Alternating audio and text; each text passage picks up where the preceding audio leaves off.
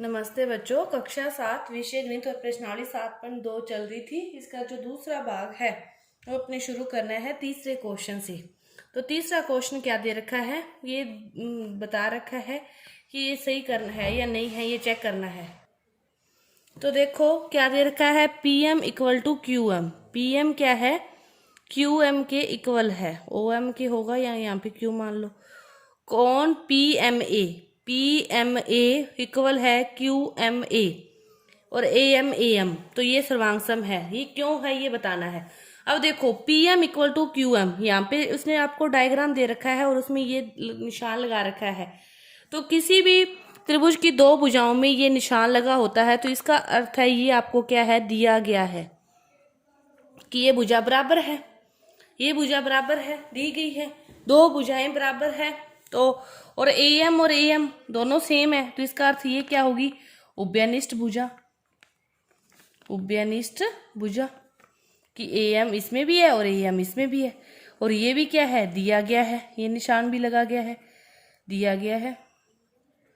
तो ये त्रिभुज क्या होगा, सर्वांग सम होगा। ये त्रिभुज सर्वांग सम होगा। इस प्रकार ये था। इसके बाद देखो चौथा क्वेश्चन। चौथा क्वेश्चन आपको क्या दे रखा है, बस वो ही चेक करवा रहा है आपसे बार बार कि सत्य है या नहीं है। तो देखो कोण A 30, तो कोण P भी 30, कोण B 40, Q भी 40, C 110, R भी 110। लेकिन इसकी आपको कोई भी भुजा का मान नहीं दिया, भुजा का मान कोई भी नहीं दिया। यदि मतलब सर्वांग समता का नियम है तो SSS SAS, तो इनमें भुजा का यदि कोई माप दिया होता तो अपने को इसके कार का आइडिया आ जाता। लेकिन अब एंगल समान है, कोई कितना बड़ा दूसरा कितना भी छोटा हो सकता है, तो यह संभव नहीं है, यह सत्य नहीं है, यह सत्य नहीं है।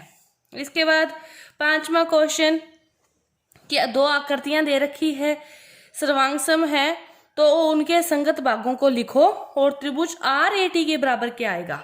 ये इस प्रकार दो आकृतियां दे रखी है, उसमें आपको सर्वांग सम भागों को भी लिखना है और उसमें RAT के इक्वल क्या आएगा ये भी लिखना है। तो इसमें मैं इसका जो क्वेश्चन, इसका जो चित्र है वो बनाना यहाँ पे भूल गई। तो देखो आपके पास ये देखो इस प्रकार ये इसके दो डायग्राम थे, सॉरी वो पहले मैं भूल गई थी बनाना।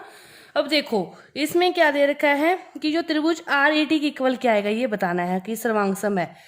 त्रिभुज R के बाद क्या है A, मतलब डबल साइन वाली भुजा आएगी।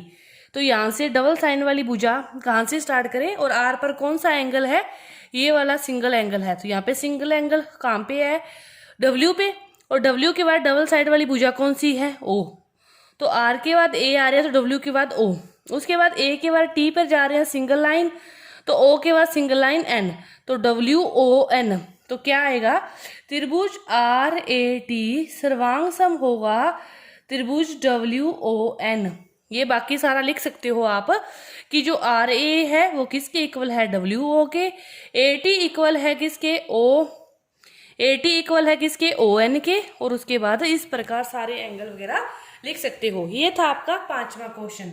इसके बाद देखो छठा क्वेश्चन। छठा क्वेश्चन क्या दे रखा है, सेम कंडीशन है, डायग्राम दे रखे हैं और आपसे पूछा है कि त्रिभुज BCA के इक्वल क्या आएगा।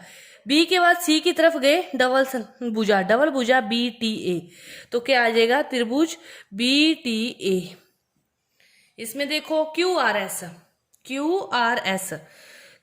ये Q है, QRS, Q के बाद सिंगल लाइन की तरफ गए, Q के बाद सिंगल लाइन की तरफ, सिंगल लाइन के बाद उस त्रिभुज की तरफ, इस एंगल की तरफ भी गए, सिंगल लाइन से इस एंगल की तरफ भी गए। तो यहाँ से चलेंगे फिर सिंगल लाइन वाली, तो ये एंगल है, तो TPQ, तो त्रिभुज TPQ। बस आपको कंडीशन देखनी है दोनों में, उसी अकॉर्डिंग चलना है। अब ये देखो 8वें में सेम आपको आकृति लिखनी है कि कौन सी किसके समरूप है। तो देखो कहीं से भी शुरू कर लो, कुछ नहीं दिया इसमें, आपको खुद को शुरू करना है, चाहे 90 से शुरू कर लो चाहे अलग से शुरू कर लो।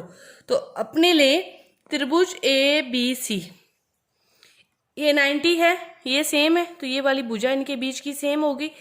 तो त्रिभुज ABC, A से अपने 90 पर आए हैं, 90 के बाद अपने वो एंगल पे जाएंगे, तो अपने कहाँ से चले, P से 90 पर Q से फिर वो एंगल R। तो सर्वांग होगा त्रिभुज PQR के। ये आपको भाषा लिखनी समझ में आनी चाहिए, ये बहुत जरूरी है। इसके बाद देखो नौवां क्वेश्चन दे रखा है कि त्रिभुज ABC सर्वांग है FED की आपको भाषाएं देखनी है, सही है या नहीं है, तो कौन सी मतलब समान है। तो B90 है बीच वाला, इधर से E90 है बीच वाला, सही है। ED AB है ये वाली भुजा, AB किसके बराबर है, FE के। AB बराबर है FE के, BC बराबर है ED के। ये एंगल है C F के, C एंगल लास्ट में है, तो इधर लास्ट में F नहीं है। देखो B90 है, ठीक है, इधर से E90 है, दोनों 90 है, दोनों कहाँ आगे, बीच में आगे, ठीक है। ये वाला एंगल भी तो बराबर शो कर रखा है ना CF के, तो C यहाँ पे तो लास्ट में है लेकिन यहाँ पे नहीं है, तो यह है सर्वांग सम नहीं है। इस प्रकार आपको ये समझ में आ गया होगा कि किस प्रकार ये प्रश्नावली हल करनी है। तो आपकी ये जो प्रश्नावली है पूरी हुई। धन्यवाद।